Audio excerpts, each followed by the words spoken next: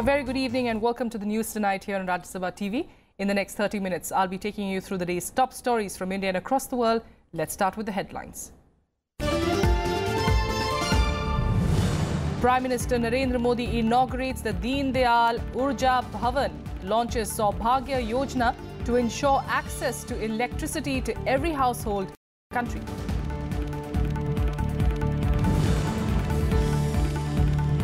At the BJP National Executive Meet, Prime Minister Modi reiterates firm stand against corruption. Party adopts a six-point agenda to target poverty, terrorism, casteism, communalism and corruption.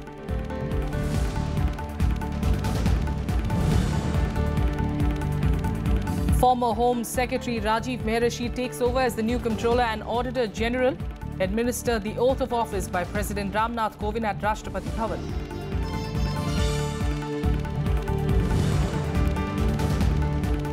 And German Chancellor Angela Merkel wins her fourth term.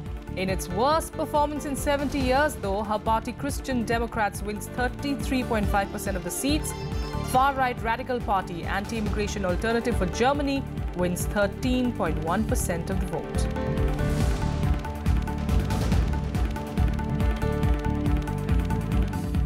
Top story this evening, Prime Minister Narendra Modi launched the Saubhagya scheme to bring free electricity connections to poor families in both cities and villages across the country.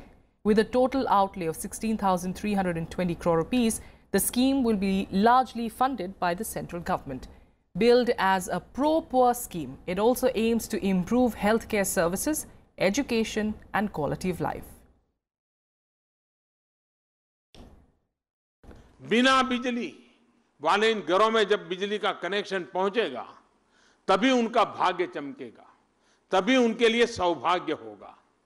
प्रधानमंत्री सहज बिजली हर घर योजना यानी कि सौभाग्य योजना के तहत सरकार देश के हर ऐसे घर, चाहे वो गांव में हो या शहर में हो या झुग्गी झोपड़ी में हो, दूर दराज वाले इलाके में हो, उस घर को बिजली कनेक्शन से जोड़ने का आज हम संकल्प करके आगे बढ़ते हैं। Well, the scheme will also be funded by a 60% grant from the government, with the states contributing 10%. The rest will be covered by loans. For special category states, the government will grant 85% of the outlay, while the states need to contribute just 5%. The budgetary assistance by the government will be 12,320 crore rupees. बिना एक भी रुपया लिए बिजली connection दिया जाएगा। देश के हर गरीब के घर में बिजली कनेक्शन पहुंचाने के लिए 16,000 करोड़ रुपए से ज्यादा का खर्च आएगा। 16,000 करोड़ रुपया का ये जिम्मा उन परिवारों की जिंदगी में एक नई रोशनी लाने के लिए है। हमने तय किया है कि इसका बोझ किसी गरीब पर नहीं डाला जाएगा। इस सरकार ने गरीब को यह सौभाग्य देने का संकल्प किया है। गरीब को सौभाग्य का संकल्प हम सिद्ध करके ही रहेंगे। And the BJP adopted a six-point agenda during its two-day national executive meeting in New Delhi today. Adopted on the concluding day of the meet on Monday, it includes seeking to rid the country of poverty and action against terrorism, casteism, communalism and corruption to realize Prime Minister Modi's vision of a new India by 2022. The political resolution also sought to dispel concerns over the state of the economy and praise measures like GST and demonetization. The Prime Minister also addressed the meeting on Monday. Here are all the details.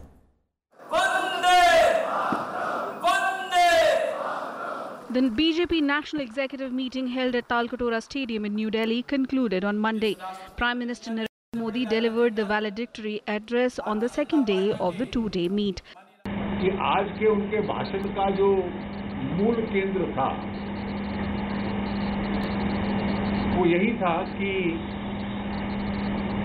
राजनीतिक संगठन के नाते चुनाव एक उसका अंग है, लेकिन we should take the BJP beyond election and make it an instrument of mass participation so that we can improve the quality of life of people.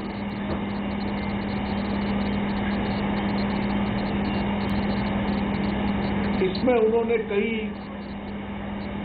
उदाहरण दिए कि जब तक राजनीतिक कार्यकर्ता उस जन भागीदारी में हिस्सा नहीं लेते, तब तक वो कार्यक्रम पूरी सफलता की ओर नहीं जाते। विपक्ष का उन्होंने जिक्र किया दो संदर्भों में। पहला ये कि जब वो सत्ता में थे तो सत्ता उनके लिए उपभोग था, वो उपभोग की साधना थी, और इसलिए विपक्ष में कैसे रहना है ये उनको समझ में नहीं आ पा रहा है। Addressing the meet, senior BJP leader and Union Minister Nitin Gadkari apprised the BJP workers about the political and economic resolutions passed by the party. He informed that the building of New India will be completed by 2022. Elimination of poverty, access to good health services and focus on cleanliness will be the topmost priorities of the government.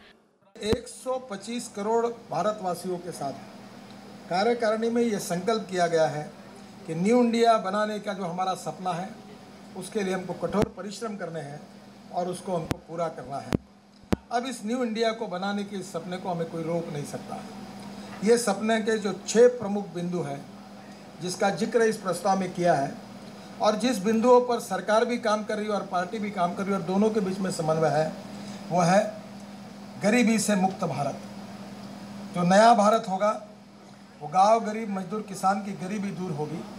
Gadkari also spoke about the government's emphasis on skill development and currency planning. Issues like the Doklam standoff, Pakistan-backed terrorism, triple talaq and action against separatists in Kashmir were also discussed.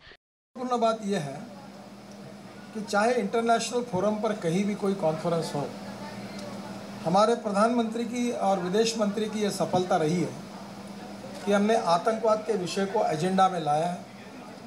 अभी China में BRICS में भी आपने देखा होगा, और पाकिस्तान के आतंकवाद फैलाने वाले पाकिस्तान के सहयोग से जो बढ़ रही है, इसी संस्थाओं पर जो प्रस्ताव पास हुआ है उससे ये तय हुआ है कि प्रधानमंत्री जी ने पूरे विश्व में आतंकवाद की एजेंडा को प्राथमिकता देने में उनकी बात को उन्होंने दुनिया को समझाया। Earlier, Prime Minister Narendra Modi and Party President Amit Shah inaugurated the meeting. The meet was held on the occasion of the birth anniversary of RSS ideologue Deen Dayal Upadhyay. उन्होंने एक राजनीतिक महत्व इस कार्य समिति का कि दीनदयाल जी की शताब्दी के अवसर पर यह है, और इसीलिए ये एक्सपेंडेड वर्किंग कमेटी है। At least 2,000 MPs and MLAs besides the party's core group of leaders from the states attended the meet. Panchanad Mishra's report for Rajya Sabha TV. In other political news, one of the founders of the Trinamool Congress, Mukul Roy, announced his resignation from the party today. Roy said that he will resign as the party's Rajya Sabha MP and the party's primary membership after Durga Puja. He said that he will explain his decision to quit the party soon. Soon after his resignation, the Trinamool Congress suspended him for 6 years for anti-party activities while accusing him of trying to weaken the party. Recently, Mukul Roy was reprimanded for allegedly socializing with BJP leaders. He was also removed as TMC Vice President after the party restructured its committee.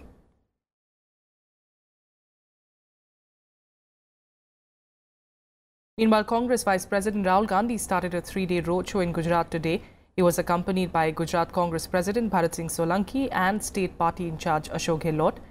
Patel Kota agitation leader Hardik Patel also welcomed Rahul Gandhi to Gujarat with a tweet. Addressing a gathering in Dwarka, Rahul criticized the government's implementation of initiatives like demonetization and GST. He alleged that these measures destroyed the economy and affected the lives of poor farmers and small traders. Over the next 2 days, Rahul Gandhi's roadshow will move through Jamnagar, Morvi, Rajkot and Surendranagar districts. पता नहीं क्या कारण था, नरेंद्र मोदी जी ने बिना किसी से पूछे हिंदुस्तान की इकोनॉमी पर जबरदस्त आक्रमण किया और वहां नहीं रुके। छोटे दुकानदार, छोटे व्यापारी, उनको जबरदस्त चोट लगी और फिर GST I. Ending speculation about the fate of the Samajwadi Party, party patron Mulayam Singh Yadav ruled out forming a new party. Addressing a press conference in Lucknow today, Mulayam Singh said that though he did not agree with the decisions of his son and party president Akhilesh Yadav, there were no plans of splitting the party. Mulayam Singh also hit out at the ruling NDA government for failing to fulfill its promises in the last 3 years. Ahead of the UP elections in March, Samajwadi Party witnessed a bitter battle for supremacy as Mulayam Singh and his brother Shivpal Yadav were sidelined by Akhilesh Yadav. पुत्र के नाते आशीर्वाद है, उनके निर्णय जो हैं उससे मैं सहमत नहीं हूं। आप तो कोई नई पार्टी नहीं बना रहे। In other news, the body of a militant was recovered near the line of control in Uri area today, taking the number of militants killed in Uri sector to 4. An anti-militancy operation was launched on Sunday following information about the presence of militants in the area. 3 Pakistani militants were killed yesterday in a gun battle with security forces in Kalgai area of Uri. 3 civilians and a soldier were also injured in the operation. According to police, the militants were planning a similar suicide attack like the one carried out at an army base in Uri last year, in which 19 soldiers were martyred. The alertness and resilience of army troops who engaged and neutralized the terrorists resulted in foiling another devastating terrorist strike in Uri sector. 4 likely foreign terrorists were eliminated and large quantity of warlike stores was recovered from them, including IDs. Former Home Secretary Rajiv Mehrishi took over as the Comptroller and Auditor General of India on Monday. President Ramnath Kovind administered the oath of office to Mehrishi at Rashtrapati Bhavan. Mehrishi succeeds Shashikant Sharma, who demitted office on the 22nd of September. He will have a tenure of 3 years. A 1978 batch IS officer of the Rajasthan cadre, Mehrishi completed his 2-year fixed term as Home Secretary last month. He held several posts in Rajasthan and at the centre. Mehrishi also served as Economic Affairs Secretary and Chief Secretary of Rajasthan. Meanwhile, the Enforcement Directorate on Monday attached assets worth 1.16 crore rupees to of Karti Chidambaram, son of the former Finance Minister P. Chidambaram, and a firm allegedly linked to him in connection with its money laundering probe in the Aircel Maxis deal. The Enforcement Directorate found that Foreign Investment Promotion Board approval given by P. Chidambaram in the Aircel Maxis case was beyond his mandate. The Central Probe Agency added that 26 lakh rupees fixed deposits in the name of a firm, Advantage Strategic Consulting Private Limited or ASCPL, has also been attached under provisions of the Anti-Money Laundering Law. This firm is allegedly linked to Karti, and the Enforcement Directorate said that it was controlled by him through another person. Earlier on the 14th of September, Karti declined to appear before the CBI in the case, stating that a special court had discharged all the accused and terminated the proceedings in the matter. The CBI, however, clarified that the investigation in the matter is still underway. Vice President M Venkaiah Naidu met the students of KLE University on Monday. During the meeting, the Vice President and students discussed parliamentary system of the country. They also discussed about the powers of the President and Vice President and the protocol of the Prime Minister. These students are studying at the IAS Academy at the university in Andhra Pradesh's Guntur district.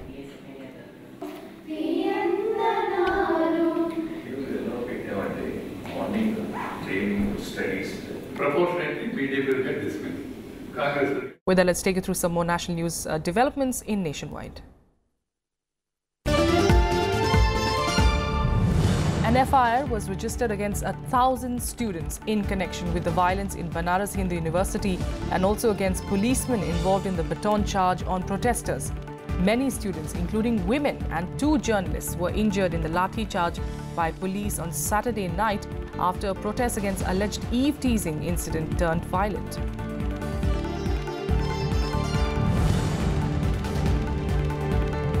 Retired judge of the Madras High Court Justice A. Arumurugaswamy will head a commission of inquiry that will probe the death of former Chief Minister Jayalalitha.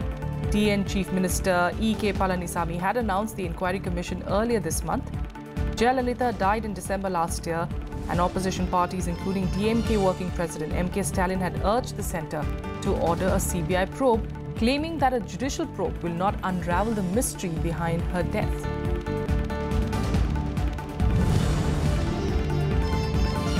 Delhi High Court today acquitted Mahmood Farooqi, the co-director of Bollywood film Peepli Live, in a rape case involving a US researcher. Justice Ashutosh Kumar set aside the trial court order which had awarded a 7-year jail term to Farooqi after convicting him for the alleged rape of a 30-year-old American researcher at his South Delhi residence in March 2015. Farooqi had challenged his conviction and the sentence given by the trial court.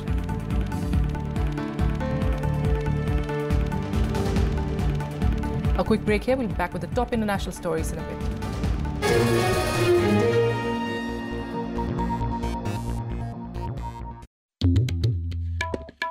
The story we thought we knew.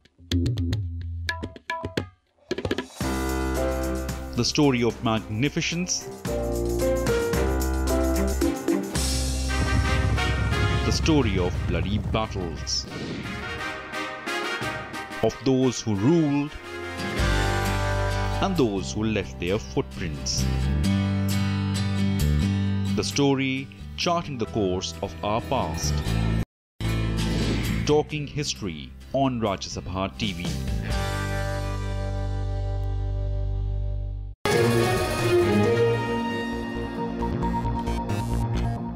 Welcome back. Let's get you international news, starting with the developments coming in from Pakistan.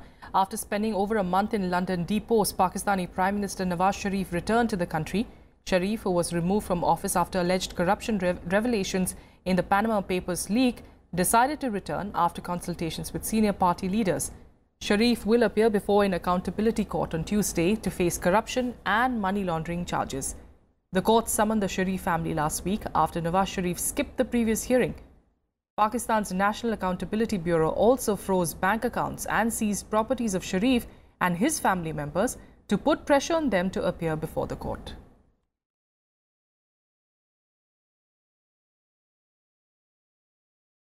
And in a major goof-up, Pakistan's permanent representative of the UN, Maliha Lodhi, flashed a picture of an injured Gaza girl while alleging that she was a victim of pellet guns in Kashmir. Exercising her right to reply hours after External Affairs Minister Sushma Swaraj blasted Pakistan for its support of terrorism, Lodhi held up a photograph of a woman whose face was peppered with alleged pellet gun wounds while accusing India of ceasefire violations and aggressive actions in Kashmir. However, the picture turned out to be that of a 17-year-old Gaza girl, an alleged victim of an Israeli attack. The incident has drawn wide criticism from across political parties and defense experts in India, even as Pakistan remains silent on the issue. The attempt to pass off of fake pictures to really show that they belong to Kashmir and some kind of excesses in Kashmir is yet another lie perpetrated by Pakistan. The whole world already knows that Pakistan is a country that lies about its terror face. And today it has lied to really tell the world that the pictures belong to Kashmir. Pakistan एक failed state है, रोग state है, और अपने पापों को छुपाने के लिए, अपने गलत कामों को छुपाने के लिए वो हमेशा झूठ का सहारा लेता है। अंतर्राष्ट्रीय बिरादरी के सामने यूनाइटेड नेशंस जनरल असेंबली में पाकिस्तान का एक और बड़ा झूठ एक्सपोज हुआ है। ये Pakistan trying to depict it as Indian brutality against its own civilians. Pakistan has become a laughing stock and further has sunk into a quagmire of its own making. We'll keep you updated on developments there. Meanwhile, German Chancellor Angela Merkel won a fourth term on Sunday, with her Christian Democrats party winning 33.5% of the seats. Despite remaining the largest in parliament, Merkel's bloc has seen its worst result in almost 70 years. Further, the stunning rise of far-right anti-immigrant party has cast a pall over Merkel's re-election. Merkel now faces the tricky prospect of forming a coalition with two new partners. After 12 years in power, Chancellor Angela Merkel clinched a fourth term in Germany's election on Sunday. Merkel, who held a double-digit lead for most of the campaign, scored around 33% of the votes with her conservative Christian Union bloc. Its nearest rivals, the Social Democrats and their candidate Martin Schulz, came in a distant second with the 20 to 21% vote. While Merkel's alliance has remained the largest party, the numbers are the worst result for the alliance between the Christian Democrat and Christian Social Union. Merkel said she hoped for a better result. Man braucht nicht drum herum zu reden. Natürlich hatten wir uns ein besseres Ergebnis erhofft. Das ist vollkommen klar. Merkel's victory was also clouded by the hard-right AfD party winning its first seat in parliament. The nationalist AfD is said to be the third party, a result that sparked some protests. The party's program is heavily anti-immigrant and particularly anti-Islam. After the results, dozens of demonstrators gathered outside the right-wing anti-Islam party's headquarters in Berlin. Protests have also been held in Frankfurt and Cologne. Wir sind heute Abend hier, weil die AfD mit 13% in den Bundestag einzieht, eine offen rechtsradikale Partei. Wir sind schockiert darüber, dass das möglich ist hier, dass die autoritäre Tendenz, die in so vielen anderen Ländern schon so präsent ist, hier so durchschlägt jetzt, dass die Linke keine Antwort hat, die dem etwas entgegenhalten könnte. After the result, Merkel said her government would have to deal with economic and security issues, as well as addressing the root cause of migration, one of the main reasons behind AfD's result.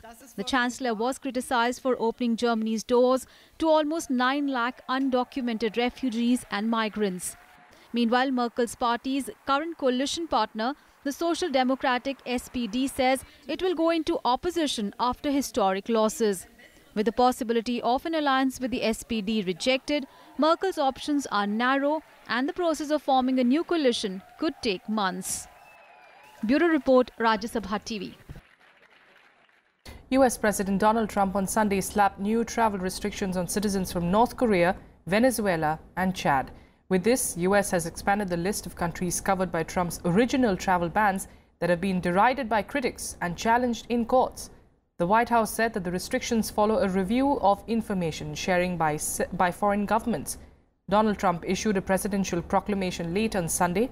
Iran, Libya, Syria, Yemen and Somalia were left out on the list of affected countries in a new proclamation issued by the president. Restrictions on citizens from Sudan were lifted as well. In a tweet shortly after the proclamation, Trump said, and I quote, "Making America safe is my #1 priority. We will not admit those into our country we cannot safely vet," unquote. This is what democracy looks like. And here are more updates from across the world in Global Buzz. The world's heaviest woman, Iman Abdulati, passed away due to health complications, including heart disease and kidney dysfunction. Iman was transferred to Bujil Hospital from India in May to continue rehabilitation after a bariatric surgery that saw her lose more than 300 kilos. She was under the supervision of over 20 doctors from different specialities who managed her medical condition.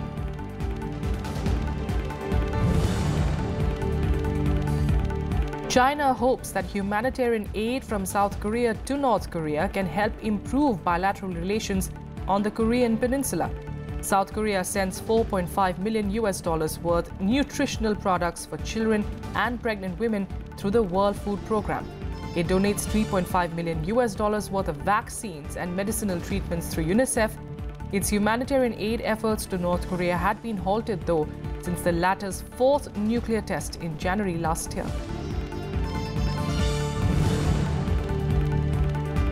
Nearly 50,000 residents in Bali were evacuated amid fears that Mount Agung could erupt.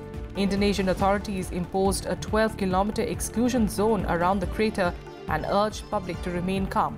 Australia, New Zealand, Singapore, the United States and the UK also issued advisories that increased volcanic activity at Mount Agung could disrupt flights.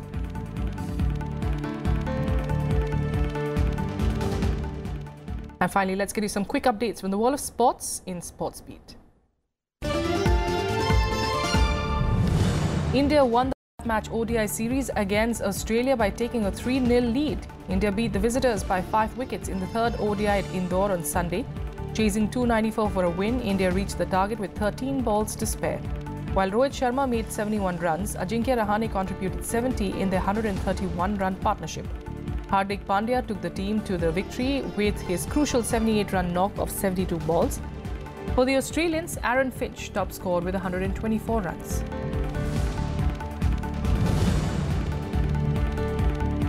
In the Asian Indoor and Martial Arts Games, Indian wrestler Bajrang Punia beat Daichi Taketani of Japan in the men's freestyle 65 kg final to win the gold medal. Two women wrestlers, Sheetal Tomar and Navjot Kaur, also grabbed a bronze each. Krishnan Sasikaran won the third bronze in men's standard individual chess. India now stands at 12th place in the medals tally with 6 gold, 7 silver and 11 bronze. In table tennis, the Indian duo of Manav Thakkar and Manu Shah won gold in the doubles event of Slovenia Open Junior and Cadet Open Tables Tennis Championship. The Indian duo beat the top-seeded Chinese pair of Feng Yixin and Tai Mingwei 11-7, 11-6, 17-15 at Auditor, Slovenia.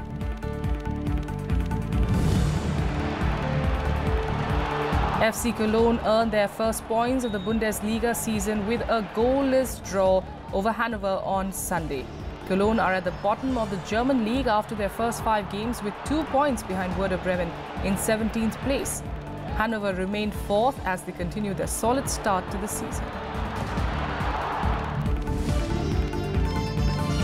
That's it on the news tonight. Thank you for joining us.